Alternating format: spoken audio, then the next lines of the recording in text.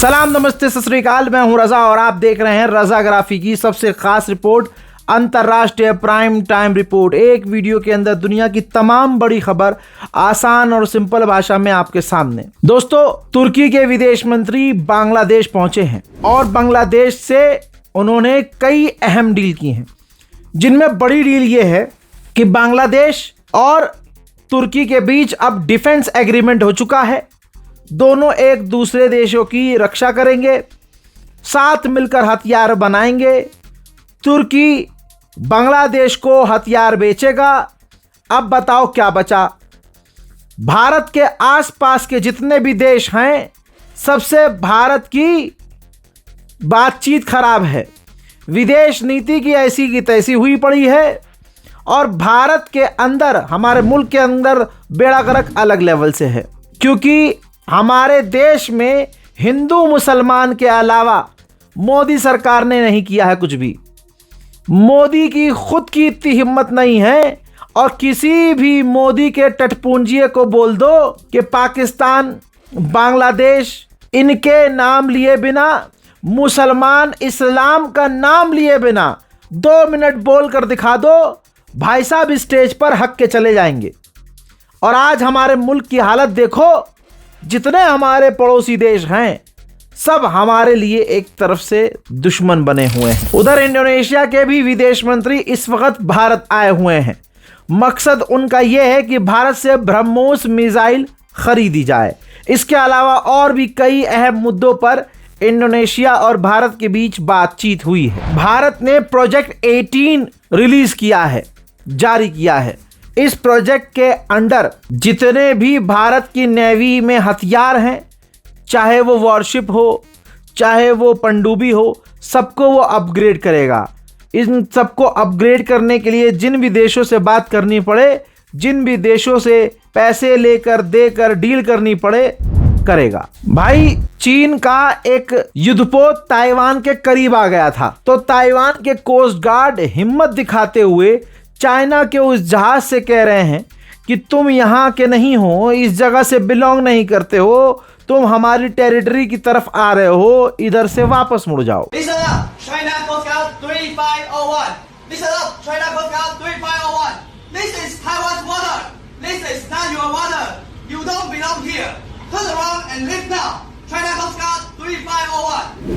Taiwan America के उकसावे में खूब फुदक रहा है एक बार फिर से।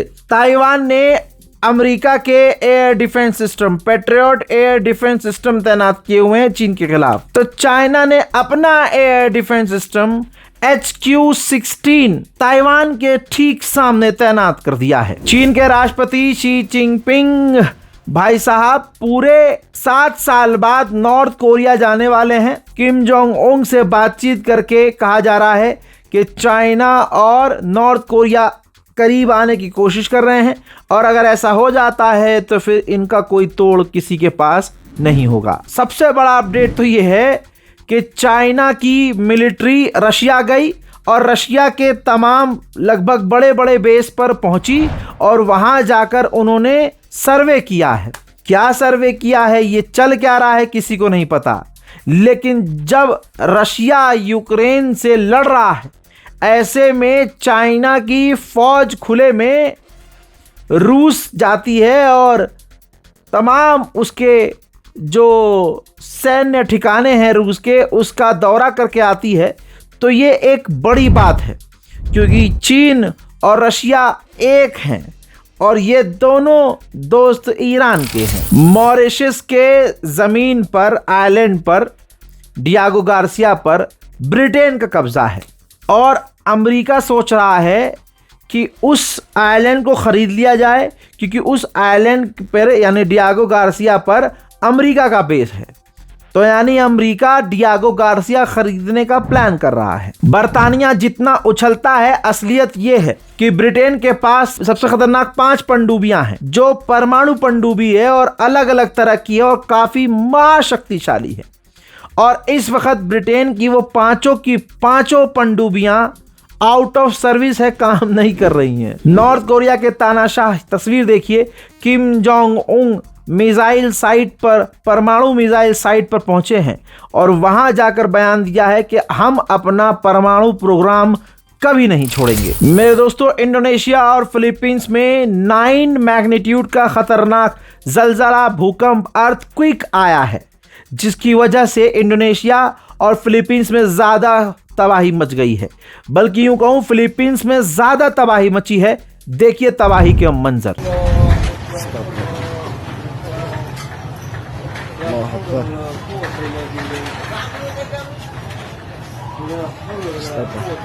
Wag na rin na guys.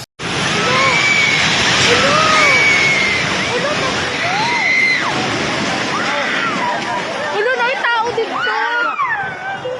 Oy, Lord.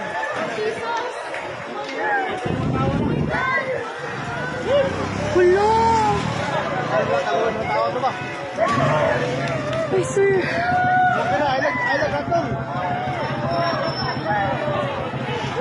Ulo.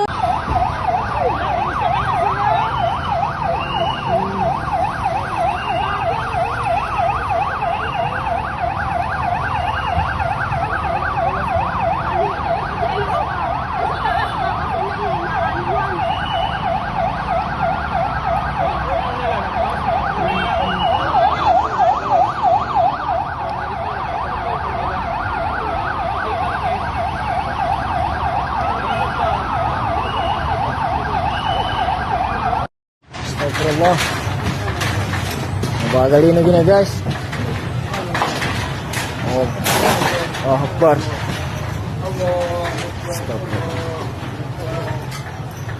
Allah Akbar.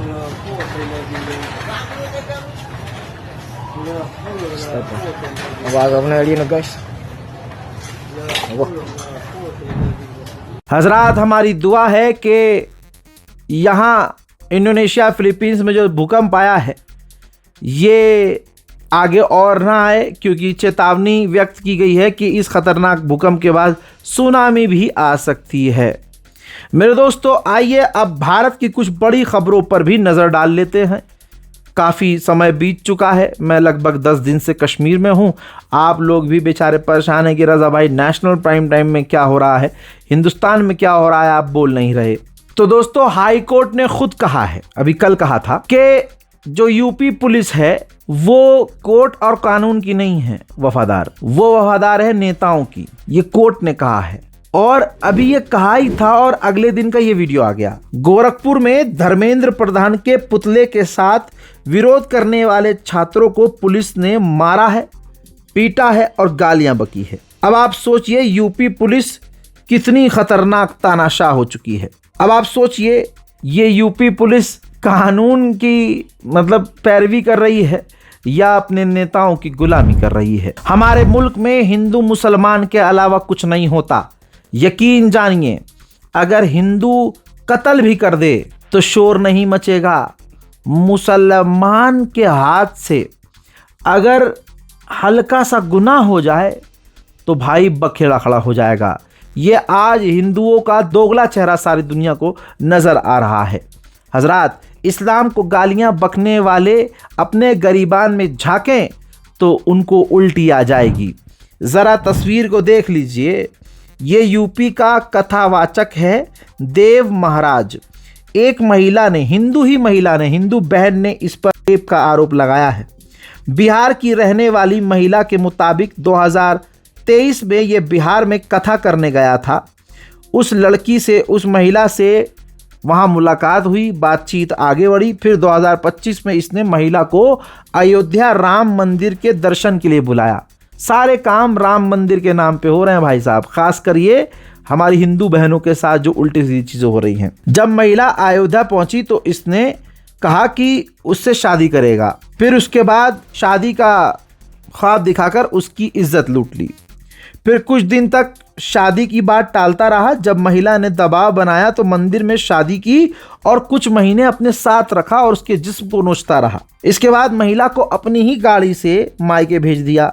बाद में कथावाचक की ओर से महिला को उसका पीछा छोड़ देने की बात की गई। अब महिला ने पुलिस में शिकायत की है और FIR दर्ज हो गई है। कथावाचक इसे साजिश बता रहा है। जब आप सोचिए, आसाराम बापू जब प्रूव्ड हो चुका है कि भाई उसने बलात्कार किया है, उसने इज्जत लूटी है, इसके बावजूद आज अगर उस बाबा के भारत में फैन है और बाबा बेल पर बाहर है और मौज काट रहा है, तो आज की तारीख में जितने भी बाबा हैं वो हिंदू बहनों के साथ जो मर्जी करें, उनको सजा क्या ही होगी। उधर जयपुर के मालवीय नगर में देखिए, मुसलमान पूरी तरह से बेगैरत हो चुका है। मैं आपको एक पहले खबर दूंगा, फिर आगे की बात करूंगा। आपकी स्क्रीन पर ये एक मस्जिद आपको नजर आ रही है। जयपुर के मालवीय नगर में 45 साल पुरानी एक मस्जिद को तोड़ने की तैयारी की गई है। पूरे इलाके को छावनी में तब्दील किया गया है। कोशिश की जा रही है कि सुबह फजर के वक्त अंधेरे में इस मस्जिद को तोड़ दिया जाए, मस्जिद पर बुलडोज़र चलाया जाए। प्रशासन का कहना है कि ये कार्रवाई सड़क चौड़ीकरण के नाम पर की जा रही है, यानी सड़क को चौड़ा करना है तो इनको मस्जिद तोड़ना है। हालांकि स्थानीय लोगों ने अब दूसरा वीडियो देखिए, इसी सड़क पे बीचों बीच सड़क के मंदिर है, लेकिन मंदिर को नोटिस नहीं दिया गया है। स्थानीय मुस्लिम समुदाय का दावा है कि मस्जिद की ज़मीन साल 1981 में खरीदी गई थी और उसके तमाम कानूनी दस्तावेज मौजूद हैं। उनका आरोप है कि उसी स्थान पर मौजूद मंदिर को कोई नोटिस नहीं दिया गया है, जबकि मंदिर बीच सड़क पे है, जबकि कार्रवाई सिर्फ मस्जिद के खिलाफ की जा रही है। आप समझ रहे हैं, मोदी है, योगी है इस मुल्क में। बीजेपी असल में विकास नहीं कर सकती, सिर्फ विनाश कर सकती है। और हिंदुओं को 2014 से ऐसा बना दिया गया है, ट्रेन कर करके, जहर पिला पिला के, कि वो बेचारे नौकरी नहीं मांगते। उनके मन में नौकरी, रोज़गार, शिक्षा, पढ़ाई, सिलेंडर, महंगाई है ना, एजुकेशन सिस्टम, करप्शन है, बेरोज़गारी, अनलिमिटेड बेरोजगार, घर में सारे बेरोजगार। तो जब परेशान होकर सवाल इनके मन में आता है ना, तो तुरंत मुसलमान पर हमला करके मुसलमान की मस्जिद तोड़, देखो देखो देखो देखो देखो देखो हिंदुओं उधर देखो, हमने मुसलमानों की मस्जिद तोड़ दी।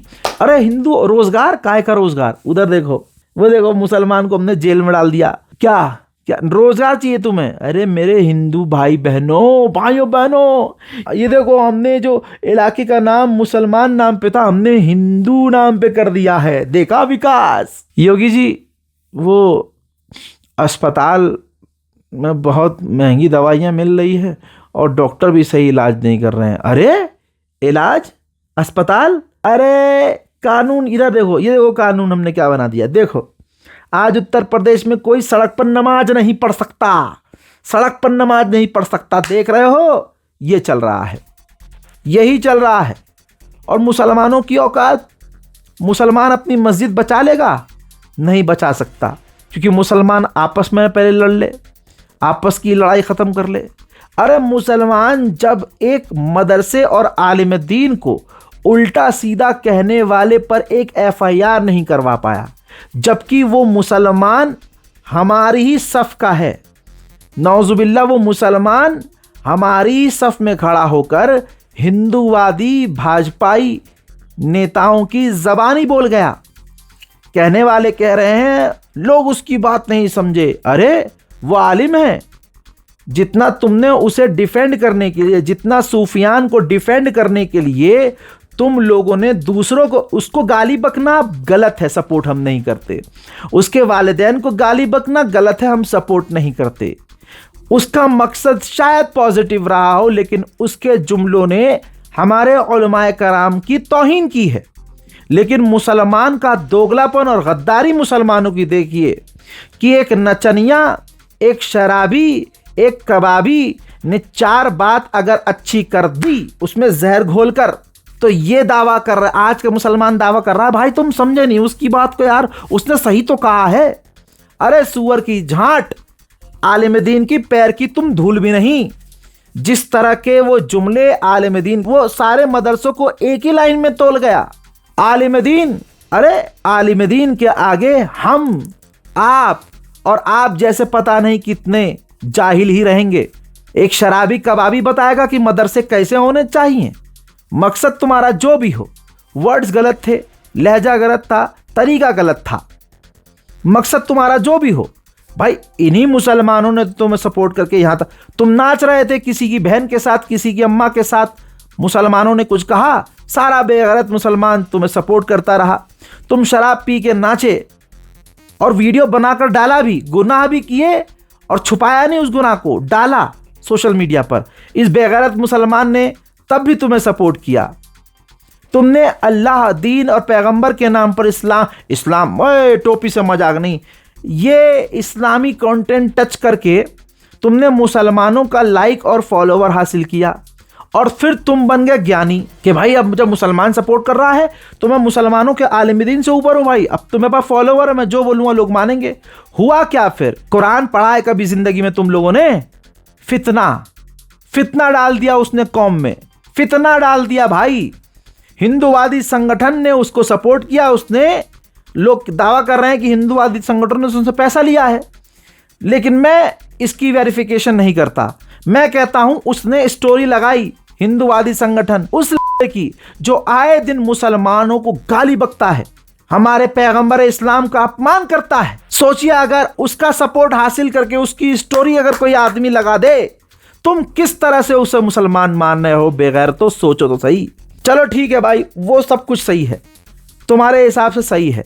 मुसलमान जो इतनी बड़ी बड़ी बातें करता है, किसी ने एफआईआर करी? कोई मुस्लिम संगठन, कोई उलमाए दीन का संगठन, कोई मौलाना, कोई ये बहुत जिनके सीने में दर्द हुआ कि भाई मदरसों को उल्टा सीधा बोल दिया, इसने मदरसों को उल्टा सीधा बोल दिया, अरे तुमने एफआईआर करी?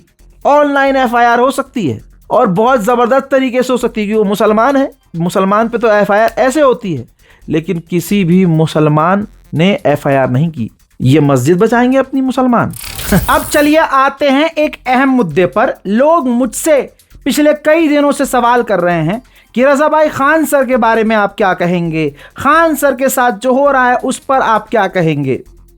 और खुदा की कसम, मुझे बोलना होता है तो मैं सबसे पहले बोलता हूं, नहीं बोलना होता तो मैं चुप रहता हूं।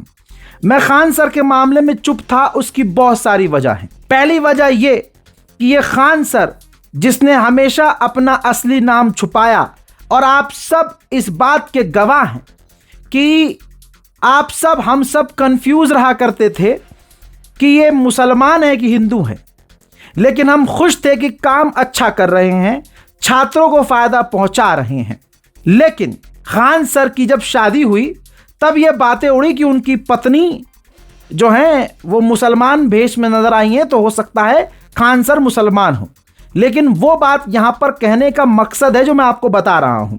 खान सर ने हमेशा अपनी पहचान छुपाई, उसकी वजह जो भी रही हो, लेकिन खान सर ने अच्छे काम किए, गरीबों को पढ़ाया लिखाया, उनको मौका दिया। लेकिन उन्होंने हमेशा अपना काम चलाने के लिए हिंदुओं को खुश करने का काम किया। मेरे दोस्तों, आपको यकीन नहीं आएगा, लेकिन यह हकीकत है।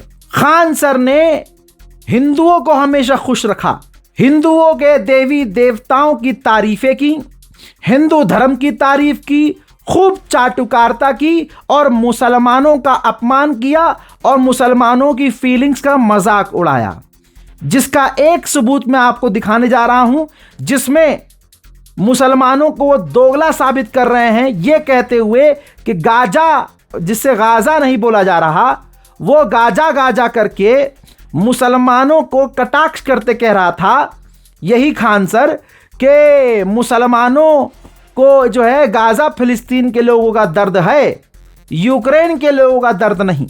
जबकि ये दोगलापन है। सारे मुसलमानों को छोड़ दो, अपने बाप से मिलो। जब से 4 साल से ये जंग चल रही है, यूक्रेन में जो आम लोग मारे जा रहे हैं, हर बार विरोध किया है मैंने। जाकर मेरी तमाम वीडियोस खान सर के फैंस देख लें। हमेशा दोस्तों, आम जनता पर जुल्म होना, आम लोगों को कत्ल करना, हमेशा से मैं और मेरी टीम, मेरा चैनल इसका विरोध करता है। दोस्तों, पहले ये वीडियो देख लीजिए, खान सर किस तरह से हिंदुओं को खुश करते आए कि हमें फिलिस्तीन से कुछ नहीं मिलने वाला। और कुछ लोग जो फिलिस्तीन का समर्थन करते हैं वो केवल धर्म के कारण करते हैं और बोलते हैं कि इंसानियत के नाते। यही खराब लगता है। खुल के बोलो भैया, इंसानियत यूक्रेन में नहीं दिख रही है। पहलगाम में हमला हुआ, 28 लोग मर गए, इंसानियत नहीं दिखी। हाँ, नक्सलाइट मार रहे हैं सब मासूम लोगों को, इंसानियत नहीं दिख रही है। इंसानियत का गाजा में दिखेगी, ऐसा कुछ नहीं। तो मुंह पे बोलना चाहिए किसी चीज पे कि आपका जो धर्म है उसी धर्म के लोगों को इजराइल मार रहा है, इस वजह से थोड़ा दिक्कत है। सिर्फ इतना ही नहीं, खान सर देवी देवताओं की यहाँ पर पूरा अपना वो हिंदू वाला तिलक विलक लगा के पूरा माथा तिलक से चौब कर हिंदुओं को खुश करके चाटुकारिता करते हुए अपने ईमान पर थूकते हुए मुसलमानों को और कश्मीरी और फिलिस्तीनी मुसलमानों के नरसंहार को जस्टिफाई करते हुए इस तरह के बयान देता था। और आज सोमवार है और चूंकि हम शुरू से ही रहा है, इस सब चीज़ों में हमारा लगाव रहा है और इसका एक कारण भी है। एक बार क्या हुआ था, बहुत साल पहले यहाँ हम सोफा पे ही बैठे थे और ये देखिएगा आपको, तो ये मेरा सोफा, इस पे हम बैठे थे और ऊपर महादेव की तस्वीर लगी हुई है। और जब बम चलाया था सब ना, तो इस दीवार के इसी सोफा के गद्दे पे लग गया था। ये वाला सोफा नहीं था वहाँ पे, इस पे। तभी से हमको लगा कि नहीं, महादेव हमको बहुत मानते हैं, तो इसलिए उन्हीं का दिन सबसे अच्छा लगा। तो आज ही के दिन हमने इसकी घोषणा कर दिया और अब इसको देखते हैं कैसे महादेव ले जाते हैं आगे। महादेव के भक्त हैं, हमको सबसे अच्छा लगता है। और आज की तारीख में इस हिंदू समाज ने इस खान सर को क्या दिया? खान सर के विरोध में एक छात्रा बोल रही है चीख चीख के कि ये लोग कभी किसी का हुआ है। मुस्लिम कभी किसी का हुआ है? आज तक कभी नहीं। वो गुरु है लेकिन वो कभी किसी हिंदू का नहीं हो सकते। कैसे इल्जाम लगा रहे हैं हम लोग पे? और वो लड़की यहाँ पढ़ाई करने आई है, माँ बाप उसको पढ़ाई करने भेजा, यहाँ पर वो कर रही है बंटवारा कर रही है कि कौन अच्छा है कौन गलत है। यहाँ तक कि खान सर का करियर भी मुसलमानों को नीचा दिखाकर, क्योंकि अगर एक मुसलमान को गाली बके नीचा दिखाए तो हिंदू उसे बड़ा पसंद करता है। बीजेपी और हिंदू संगठन उसे पसंद करते हैं। एक और वीडियो दिखाऊंगा जिसमें आप देखिए हिंदू और मुसलमान में क्या फर्क बता रहा है ये खान। मैं कभी भी इसीलिए इसकी इस मानसिकता को सपोर्ट नहीं करता, भले ही इसके अच्छे कामों को मैं सलाम करता हूं और इसकी इज्जत करता हूं, लेकिन इसने जो मुसलमानों के साथ किया, ईमान बेचा सो बेचा, लेकिन मुसलमानों को हमेशा नीचा दिखाया। इसके लिए भारत के मुसलमानों को इसे माफ नहीं करना चाहिए। अल्लाह के घर देर है अंधेर नहीं, ईमान का इंसान को पक्का होना चाहिए। ऐसे समाज होते हैं सब, द्वंद समाज बोलते हैं ना। द्वंद समाज एक ही चीज के दो अर्थ होते हैं, उसी को ना बोलते हैं जी। उसमें होता है ना, एक तो सुरेश ने जहाज उड़ाया, मतलब सुरेश जहाज उड़ाया। द्वंद समाज में अब बस इसका नाम चेंज करिए, अब्दुल ने जहाज उड़ाया। सब देखिए लेकिन अंतर हो जाएगा। सुरेश ने जहाज उड़ाया मतलब उड़ाया, और अब्दुल ने जहाज उड़ाया मतलब भड़काया। इसको कहते हैं द्वंद समाज, एक ही शब्द के दो। यही नहीं, ऐसे हजारों इसके वीडियोस हैं जो सर में सरसों का तेल चोबे हुए मुसलमानों को नीचा दिखाता रहा, मदरसे के बच्चों को, उलमाए दीन का अपमान करता रहा। एक और वीडियो देखिए। देखिए इसको आपको कुछ पता नहीं है।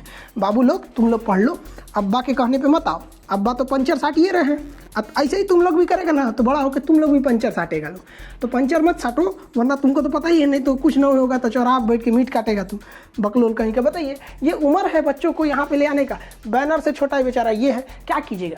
18-19 को पैदा होने से तो कोने काम आएगा, से कोनो बर्तन धोएगा, कोनो बकरी काटेगा, कोनो पंचर साट, एक दो गो रहे। ऐसे मैं आपको कितने एग्जाम्पल दिखाऊं, आप खुद समझदार हैं। और आपने तमाम इसकी ये वीडियोस और इसका ये कैरेक्टर ये देखा है आपने, किस तरह से मुसलमानों को ये अपमानित कर करके आज खान सर बन गया। लोग कंफ्यूज रहे कि ये मुसलमान है कि हिंदू, लेकिन हिंदुओं को इसलिए पसंद आया ये आदमी क्योंकि ये मुसलमानों को अपमानित करता था, अपनी क्लासों में नीचा दिखाता था। अब दोस्तों, कहाना मैंने नंबर सबका आता है। इसने जिंदगी में अच्छे काम भी किए, उसका कभी विरोध नहीं करूंगा मैं जिंदगी में, उसके लिए मैं इसकी बहुत इज्जत करता हूं। लेकिन जो मुसलमानों को अपमानित करता रहा हो, जो दीन का मजाक उड़ाता रहा हो, उसके लिए मेरे दिल में बहुत ज्यादा सम्मान, इज्जत, ऐसा तो नहीं हो सकता। और वो सुना है ना कि कर्मा है, जो करोगे वो भुगतोगे। अब जिस समुदाय ने इसको सपोर्ट किया, वो समुदाय इससे नाराज तब हो गया जब इसने अच्छे काम करने शुरू किए, अस्पताल खोल दिया। तो ये जो सस्ता अस्पताल खोल दिया, तो ये तो डायरेक्ट सरकार के खिलाफ काम हो गया ना। जो काम सरकार नहीं कर रही है वो तुम कर दोगे तो सरकार को तो बुरा लगेगा ही। ऊपर से भैया अगला भिड़ लिया गोदी मीडिया से।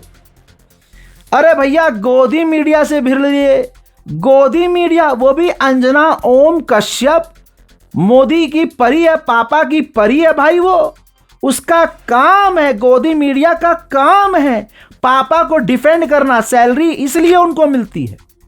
तुमने पेपर लीक पर सवाल उठा दिए, तुमने गोदी मीडिया पर सवाल खड़े कर दिए, और पापा की परी का पावर ये रहा कि जिसको दुनिया नहीं जानती थी कि ये मुसलमान है कि हिंदू, 2 घंटे के अंदर पूरी दुनिया जान गई कि अरे ये तो फैजल खान है। अचानक मुसलमानों से नफरत करने वाले हिंदू समुदाय ने तुरंत अपने दिलों से इसको निकालकर फेंक दिया। कट्टरवादी संगठन, मुसलमानों से नफरत करने वाले लोग तुरंत इसको, खान सर को फैजल खान कहकर गाली बकने लगे, तुरंत धर्म पर आ गए। और क्योंकि मुसलमान ये कंफर्म हो गया गोदी मीडिया के द्वारा, परी, पापा की परी के द्वारा, और कैंपेन चला दिया गोदी मीडिया ने। हर चैनल ने खान सर के खिलाफ कैंपेन चला दिया। तो खान सर जीत सकते थे क्या?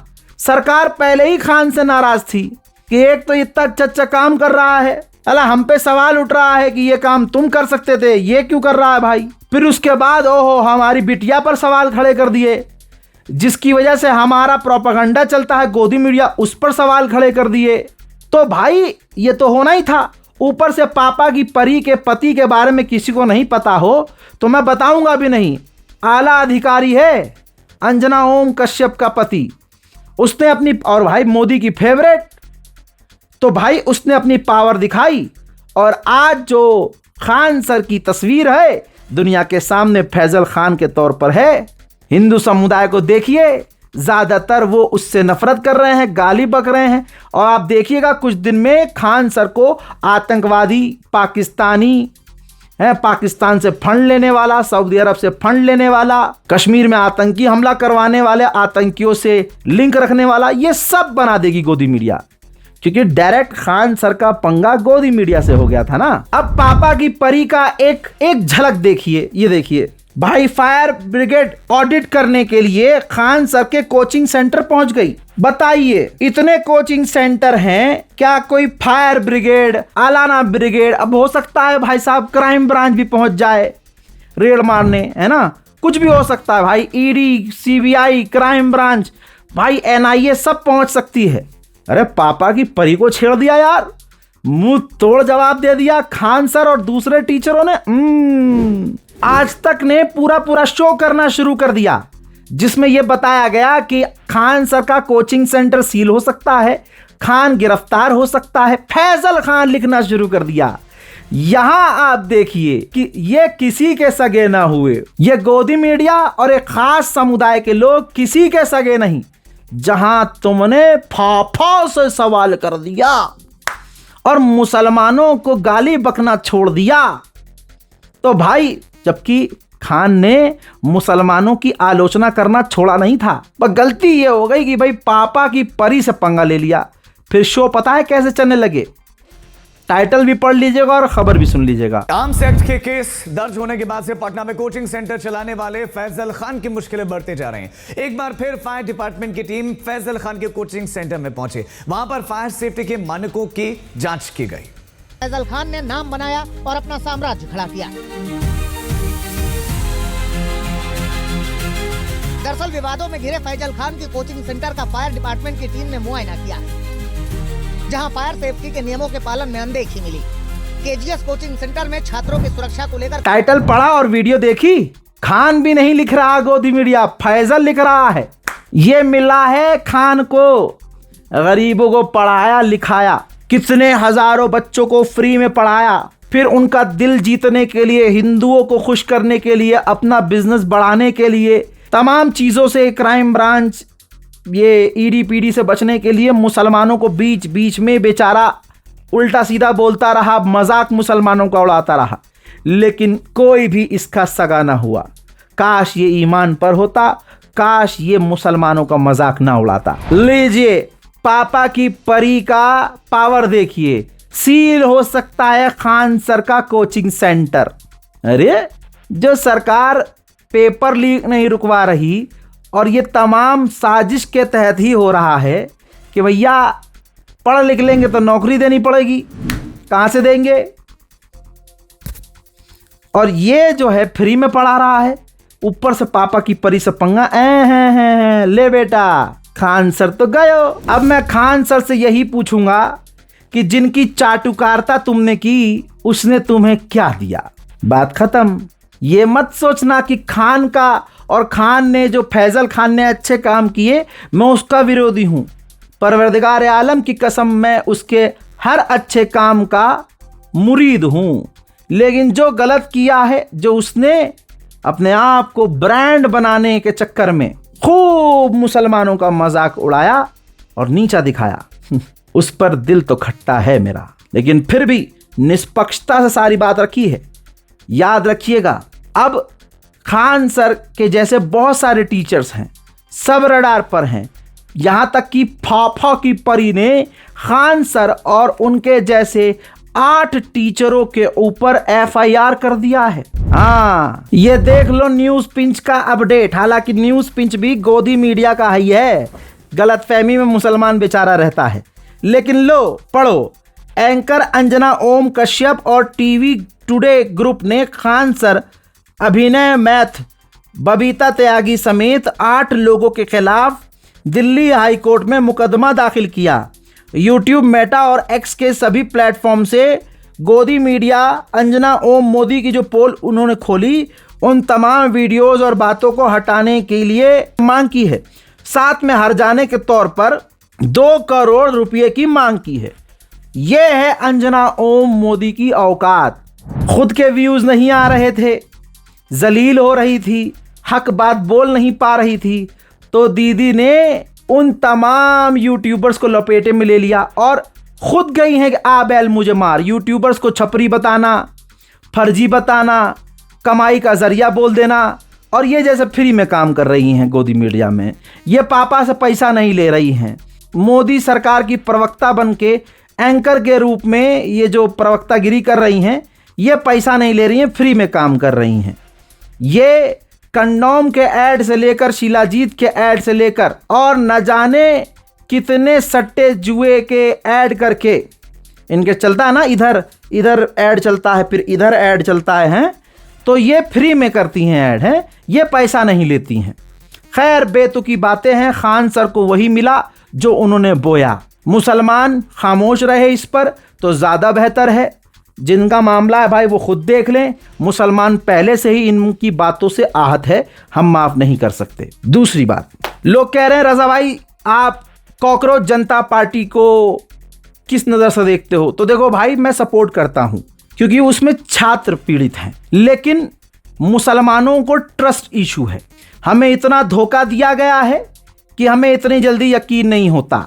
यह बात क्लियर दिमाग में रख लेना। मुसलमानों को सभी ने धोखा दिया, चाहे वो कांग्रेस हो, चाहे वो बीजेपी हो, उसका तो क्या ही कहना, चाहे वो आम आदमी पार्टी हो, सबने ही धोखा दिया। सबसे बड़ी बात यह है कि चलो तुम्हारा नीट का भाई ये है मसला, लेकिन मुसलमान ये सोचता है, मैं मुसलमान हूं, मैं ये सोचता हूं कि ये CJP हमें मुसलमानों को क्या देगी? क्या सिर्फ मुसलमानों को इस्तेमाल कर रही है? क्या मुसलमानों के वोट का इस्तेमाल करेगी? मुसलमानों को एक भीड़ की तरह? मैं फिर से कहूँगा, जो हमारे उलमाए दीन ने कहा था, मैं उनके पैरों की धूल हूँ। चाहे वो किसी भी मसलक का आलिम हो, आलिम की जूती मेरे सर पर, मैं अपने आलिम की बात मानूंगा। और ये बात मैं पहले से सोच रहा था। वही हमारे उलमाए कराम ने कहा कि मुसलमान इस CJP के प्रदर्शन से दूर रहे। याद रखना, जब पुलिस लठ बजाएगी ना, तो वो CJP में जो हिंदू होंगे ना, तुम तो शक्ल से ही पहचाने जाओगे। लौंडिया बुरखे में पहचानी जाएंगी। अभी 4 लड़कियां पहुंची थी, फोटो वायरल हुआ था, मना करने के बावजूद, क्योंकि उनकी तो मौज मस्ती थी। लेकिन जब चूतड़ पर लट पड़ता तो मुसलमानों पर जुल्म कर रही है पुलिस। अरे बड़ों की क्यों नहीं सुनती तुम लोग बड़े की क्यों नहीं सुनते? हमारे आलिम की क्यों नहीं सुनते हैं? जब 50,000 की भीड़ होगी तो पुलिस का लट मुसलमान टोपी वाले पे पहले चलेगा, बुरखे वाली पर पहले चलेगा, और तुम्हें ही गिरफ्तार करके जेल भेजा जाएगा। और एक CJP का प्रदर्शन हो, मुसलमान गिरफ्तार हो और उसके ऊपर फंडिंग, पाकिस्तानी कनेक्शन, आतंकवादी सारी धाराएं लगा दी जाएंगी। सवाल तब खड़ा होगा तुम्हारे दिमाग में कि अब क्या सीजेपी हमारे लिए लड़ेगी? हे लाला, अबे जब आम आदमी पार्टी का इतना बड़ा नेता, जिसकी जिंदगी ही बनाई केजरीवाल ने, जिसको गली का कुत्ता नहीं जानता था, कॉलेज से उठाकर उसे भाई साहब नेता बना दिया, जिंदगी उसकी ऐसे पलट दी कि जिसकी औकात नहीं थी आसमान देखने की, उसको परिणीति चोपड़ा जैसी हीरोइन मिल गई। फिर क्या हुआ? लाला, वो उस पार्टी का नहीं हुआ, वो अपने गुरु का नहीं हुआ, वो अपनों का ही नहीं हुआ। तो हम कैसे यकीन कर लें कि ये अभिजीत दीप के मुसलमानों का सगा होगा? आगे जाकर ये बीजेपी को या भाड़ में जाए, किसी को भी ज्वाइन करे, लेकिन हम कैसे यकीन कर लें कि ये मुसलमानों का कोई मुद्दा उठाएगा? That's it. मैं हिंदू मुसलमान नहीं कर रहा हूं, ये मुसलमानों के दिलों का जख्म है जो बयान कर रहा हूं। फिलहाल के अंतर्राष्ट्रीय प्राइम टाइम में, जो नेशनल प्राइम टाइम है आज पूरा, फिलहाल के लिए इतना ही। इस रिपोर्ट को शेयर कीजिए, दुआओं में याद रखिए। जय हिंद।